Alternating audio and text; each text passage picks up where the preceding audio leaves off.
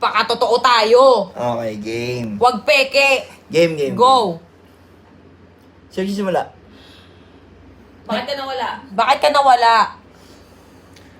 Nawala ako kasi... Simula nung una nating problema. Kwento mo. Huwag mo ikwento yung kung ano yung dahilan na kasalanan mo kasi ayoko ring banggitin.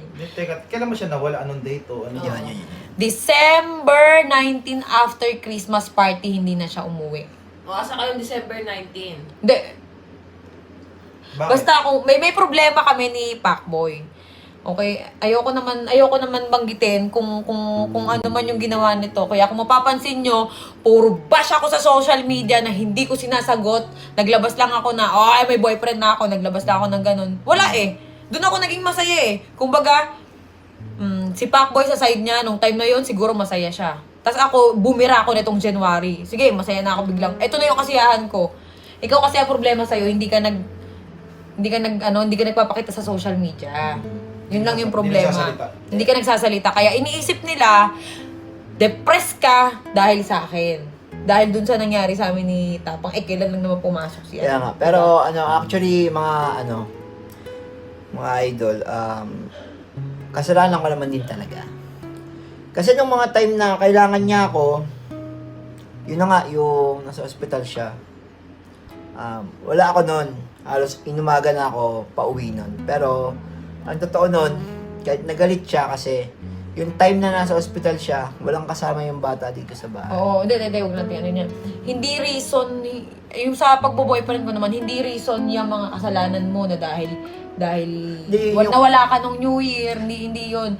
Teka lang Okay, yung mga nangyari noon na sobrang stress na ako, na-stress na talaga ako na hindi ko na nakayanan, hindi na nakayanan ng mental health ko talaga na lagi ako na hospital, di ba?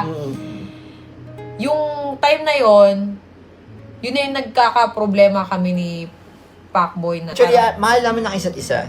Pero, walang kami. Kumbaga, ayaw lang namin pangunahan yung panahon siguro. So, parang tingin namin, nagkakapaan pa kami ng ugali. Tingin ko,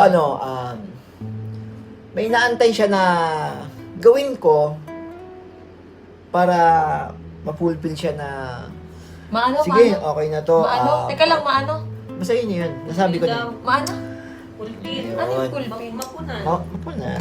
Pulpil. Kumbaga, kunyari, parang may inaantay siya na bagay na i-improve ko sa akin. Pero tingin niya, hindi pa niya nakikita. So, parang gano'n. So, waiting tayo doon hanggang dumating tayo sa point na hindi na kami magkasundo. Actually, may mga away kami na tago. May away din naman kami na nakikita niyo. Ngayon, kaya kami magkasama ni Kalbo. Yan, kasi para ayoko nakikita siya na ganyan, na parang nahihirapan. Kasi nung hindi na siya nagpapakita, eto lilinawin ko lang, nung hindi na siya nagpapakita, wala pa si Tapang noon. Wala pa sa buhay ko. Kumbaga, ayun nga, akala ko hindi na siya magpapakita, hindi siya magpaparamdam sa akin kasi ayaw mo nang umuwi, wala naman akong ginawa. Kung siguro, kasi masungit ako minsan sobrang strict ako sa bahay, di ba? Kaya siguro nagkaganon din to si Pacboy. Pero yung may bagay kasi siya na hindi niya talaga maiwasan, kaya sa utak ko parang sakit-sakit na parang ano bang kulang, ano bang kailangan kong gawin para itigil mo yung ganitong bagay